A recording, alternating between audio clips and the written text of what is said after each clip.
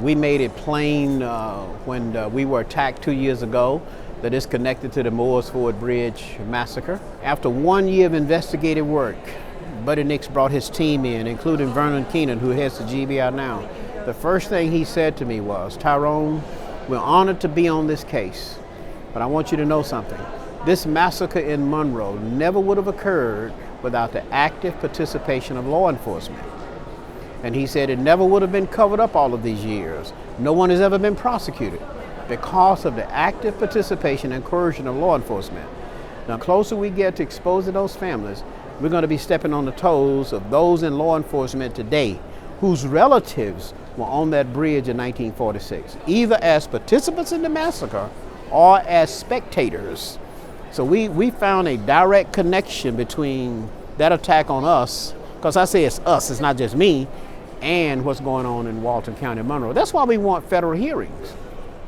If we don't get federal hearings to expose all of this, I don't think we'll ever solve it. Let's talk about voting rights. That's something, you had a news conference, and maybe a lot of people have forgotten or don't really realize what's going on and what happened with that Supreme Court ruling. Right. The point of that news conference was to connect the dots between Monroe and Selma, to talk about all that we've won, all that we've gained, but still we don't have a Voting Rights Act today because it's been suspended by the U.S. Supreme Court.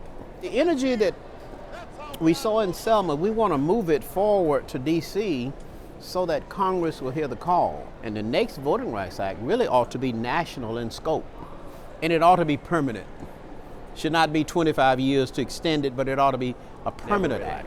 So what do you say, or what's your opinion of, we have so many young people who are taking to the streets now. Do you think that's a new wave of civil rights? And also, what do you say to the young people who say that their vote doesn't count, that it doesn't matter? Well, I have been working with many of the students, particularly those students who rose up after the Ferguson incident in August. And the question to me was, Mr. Brooks, why do we keep fighting these old battles? You grew up in this as a kid. You went through this as a student. Why do we have to deal with it in 2014? And I said to them, children, you have to deal with it forever. The struggle is forever. And on your watch today, you've got to not only deal with incidents like Ferguson and New York and Sanford, Florida, you've got to deal with voting.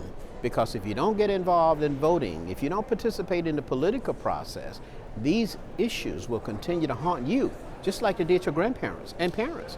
So I tell them that on your watch today, you set your own agendas. You call on people like me and Andrew Young and John Lewis and Joseph Lowry, Charleston. You call on us for advice, but don't let us be your leaders. Don't let us get in front of you. We should be behind you, supporting you. But you have to be your own leaders, and you determine the issues. But voting is really the whole nucleus of everything you should be doing, because from the cradle to the grave, from the womb to the tomb, voting will impact your life.